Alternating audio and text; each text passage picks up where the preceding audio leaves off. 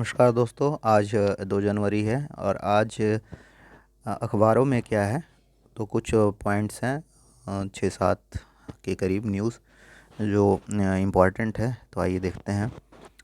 माता वैष्णो देवी मंदिर में भगदड़ से 12 श्रद्धालुओं की मौत, 16 जख्मी। ये माता वैष्णो देवी के बारे में आया है और यहाँ पर 12 श्रद्धालुओं की मौत हो गई है। भगदड़ हो गया था कल के दिन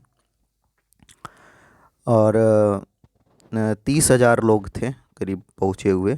और वहाँ पर जो है स्थिति नियंत्रण में नहीं हो पाने के कारण ऐसा हुआ है।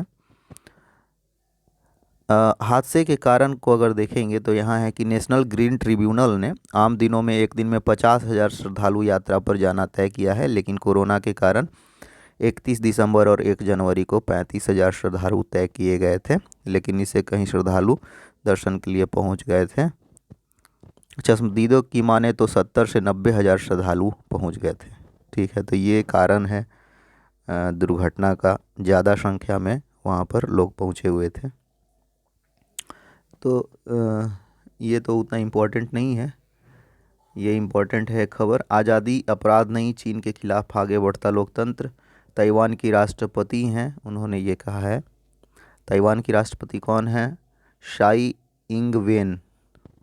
तो ताइवान के राष्ट्रपति शाई इंग वेन ने शनिवार को देश की आज़ादी व लोकतंत्र की सुरक्षा को मिलने वाली चुनौतियों का उल्लेख करते हुए सैन्य दुस्साहस के खिलाफ चीन को चेतावनी दी है। ठीक है, लगातार चीन और ताइवान में जो है तल्खी बढ़ती चली जा रही है। नए वर्ष में अब यहाँ पर है क्या कि नए वर्ष में अपने संबोधन में शाई ने कहा, लोकतंत्र व आज़ादी कोई अपराध नहीं है और हांगकांग के समर्थन में ताइवान की स्थिति नहीं बदलेगी। ठीक है, तो हांगकांग को लेके भी ताइवान हमेशा हांगकांग को समर्थन देता रहा है और हांगकांग के लिए जो नया कानून बना है जिसके खिलाफ वहाँ पर अम्ब्रेला मूवमेंट चल रहा था, तो वो नया कानून जो है उसको हटाने के लिए बहुत सारा देश जो है चीन पे बहुत सारे प्रतिबंध लगाए, आर्थिक प्रतिबंध। तो इसमें जो है ताइवान का भी कहना है कि हांगकांग के ऊपर जो नया कानून आरोपित किया गया है उसको हम नहीं मानते हैं, उसको हम कभी समर्थन नहीं करेंगे।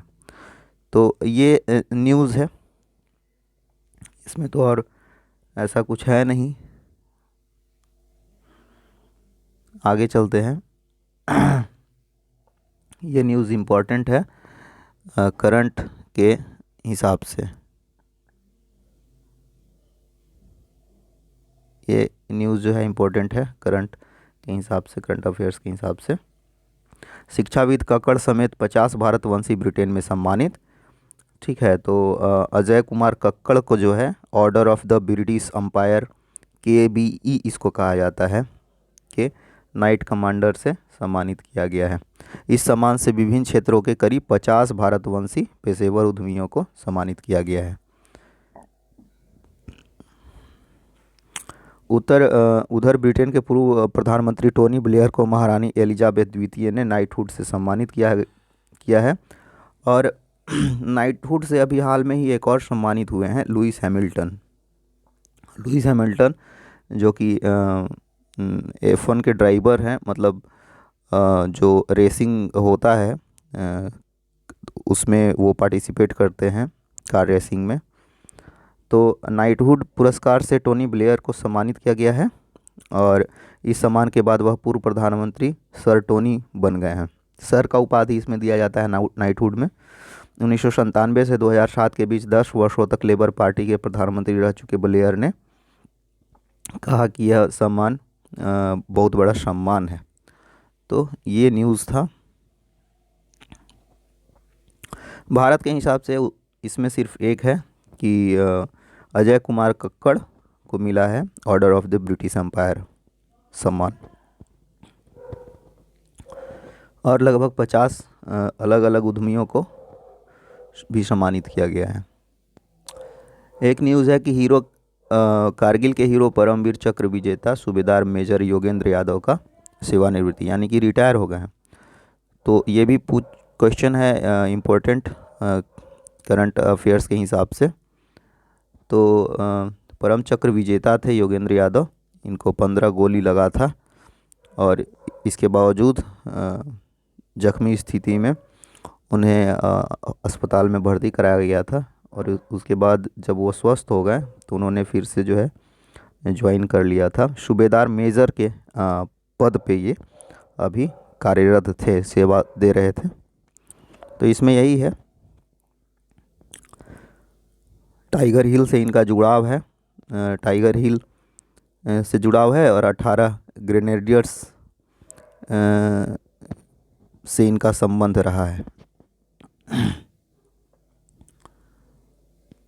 अगला न्यूज़ है, देश की रक्षा को मुस्तैद हो जाएगा AS-400। तो अभी AS-400 जो है वो ख़रीदा गया है रूस से। वायुसेना फरवरी तक का अत्याधुनिक एयर डिफेंस सिस्टम AS-400 की पहली बैटरी की तैनाती सुनिश्चित कर देगी। पंजाब में होने वाला है, पंजाब में ही इसको रखा गया है। अमेरिका की कड़ी आपत्ति के बावजूद रूस से खरीदे गए इस डिफेंस सिस्टम की तैनाती पंजाब के वायुसेना अड्डे पर की जा रही है। यह जानकारी सेना के सूत्र ने दी है। पंजाब के वायुसेना अड्डे पर एयर डिफेंस सिस्टम की तैनाती का कार्य शुरू हो जाएगा और 6 सप्ताह में यह पूरा हो जाएगा। AS-400 सिस्टम की तैनाती ऐसे स्थान पर की जा रही है जहां से यह चीन और पाकिस्तान दोनों देशों से होने वाले हवाई हमलों का मुकाबला कर सकेगा। यह सिस्टम दुश्मन की ओर से आने वाले मिसाइल, लड़ाकू विमान, अटैक हेलीकॉप्टर और ड्रोन को डिटेक्ट कर उसे हवा में नष्ट कर देगा। करीब $5 अरब यानी कि करीब 40,000 करोड़ रुपए में इन सिस्टम की 5 बैटरी खरीदने का रूस से सौदा हुआ है। भारत और रूस के बीच यह समझौता अमेरिका की कड़ी आपत्ति के बावजूद हुआ है। रूस के साथ किसी भी तरह के रक्षा सौदे पर अमेरिका ने प्रतिबंध लगा रखा है। इस प्रतिबंध की अनदेखी कर हथियार खरीदने या सुरक्षा से जुड़ी जानकारियां साझा करने पर अमेरिका, ये कैट्सा एक्ट है, इसका फुल फॉर्म है countering America's adversaries through sanctions act. मतलब जो भी अमेरिका के साथ में रक्षा सौदा करेगा उसको जो है रूस के साथ जो भी देश रक्षा सौदा करेगा उस पर जो है अमेरिका प्रतिबंध लगा देता है कैट्सा एक्ट के तहत।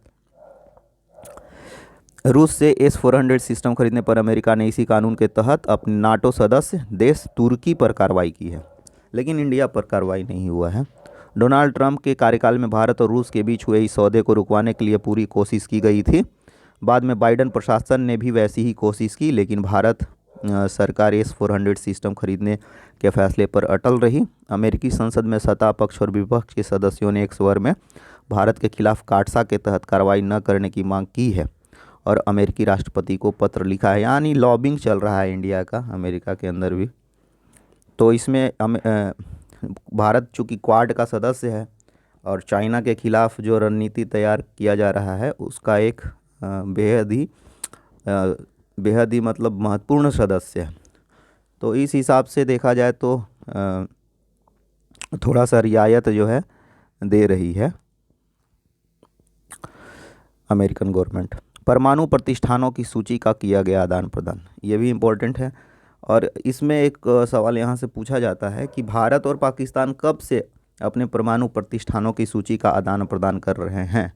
तो ये हो रहा है, देखिए यहाँ पे इसमें लिखा भी हुआ है वर्ष 1992 से हर साल 1 जनवरी को ही किया जाता है। तो 2 क्वेश्चन यहाँ पे पूछे जा सकते हैं 2 तरफ से कि भारत और पाकिस्तान अपने परमाणु जो संस्थान हैं उसके मतलब प्लेसेस का आदान प्रदान किस दिन को करते हैं। तो ये 1 जनवरी को होता है।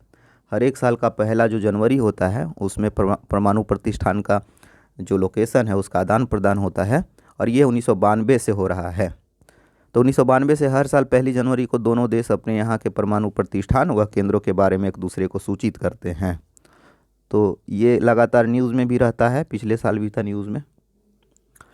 अब है देश के सबसे बड़े नागरिक सम्मान भारत रत्न की शुरुआत। ये कुछ एक्स्ट्रा न्यूज़ है जो आज के पेपर में है।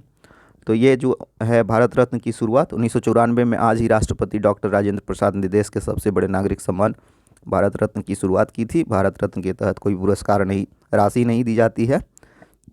सम्मान पाने वाले को सरकार की तरफ से एक प्रमाण पत्र और मेडल दिया जाता है और अब तक 48 लोगों को भारत रत्न मिल चुका है। तो आजकल एग्ज़ाम में जो है पूछा भी जा रहा है कि कितने लोगों को मिला है कोई भी जो है अवार्ड। तो अभी हाल में बिहार दरोगा में भी एक क्वेश्चन पूछा गया था, शायद परमवीर चक्र या फिर शौर्य चक्र से कि या अशोक चक्र से कि वो कितने लोगों को मिला है। तो ये ज़रूरी है याद रखना। तो इसमें है भारत रत्न जो है वो 48 लोगों को मिला है, और अभी हम परमवीर चक्र देख रहे थे जो योगेंद्र यादव को मिला है वो 21 लोगों को मिला है। तो ये जो है डेटा याद रखना है। और भारत रत्न जो है 48 लोगों को मिला है। 1954 से जो है इसकी शुरुआत की गई थी। इसी में दूसरा एक फैक्ट है, वो है कि चांद के पास पहुंचने वाला पहला अंतरिक्ष यान था लूना 1। 1959 में आज ही चांद के पास पहुंचने वाला पहला अंतरिक्ष यान लूना 1 लॉन्च किया गया था। यह पहली बार था कि इंसान की बनाई कोई चीज़ चांद के करीब पहुंची थी। सोवियत संघ के इस अंतरिक्ष यान ने 6000 किलोमीटर की दूरी से चांद का अध्ययन किया था। ठीक है, तो 6000 किलोमीटर के मात्र दूरी पर पहुंच गया था। लूना 1 था सोवियत संघ का 1959 में। और 1969 में जो है उसके 10 साल के बाद जो है पहला मिशन जो है पहुंचा था अमेरिका का चांद पर, वो चांद पर उतरा था। अब है पाक स्ट्रेट को तैरकर पार करने वाली पहली महिला है बुला चौधरी। ठीक है, तो बुला चौधरी का अगर नाम आता है कि इनका संबंध किससे है तो तैराक है ये। और पाक स्ट्रेट जो कि भारत और श्रीलंका के बीच में स्थित है, तो उसको पार करने वाली पहली महिला थी। बुला चौधरी का जन्म 1970 में आज के बंगाल के हुगली में हुआ था। 9 साल की उम्र में तैराकी में राष्ट्रीय स्पर्धा जीती। 1989 और 1999 में इंग्लिश चैनल पार कर 2 बार ऐसा करने वाले पहली एशियाई महिला बनी। 1991 में साउथ एशिया फेडरेशन गेम्स में 6 स्वर्ण पदक जीते। और 2000 में जिब्राल्टर की खाड़ी को तैरकर पार किया। जिब्राल्टर की खाड़ी जो कि स्पेन और मोरक्को के बीच में है। 2001 में तिरानियन समुद्र और 2003 में कुक स्ट्रेट को पार किया। ठीक है, तो कुक स्ट्रेट जो है ये है ऑस्ट्रेलिया में। 2004 में पाक स्ट्रेट भारत और श्रीलंका के बीच पार करने वाली विश्व की पहली महिला बनी। बुला अर्जुन पुरस्कार और पद्मश्री से जो है सम्मानित है। तो ये न्यूज़ था आज का। ये हिंदी न्यूज़पेपर से संबंधित था, दैनिक जागरण से। तो धन्यवाद। कुछ अपडेट होगा तो मैं दूंगा कल के लिए। फिर से मिलेंगे कल। धन्यवाद।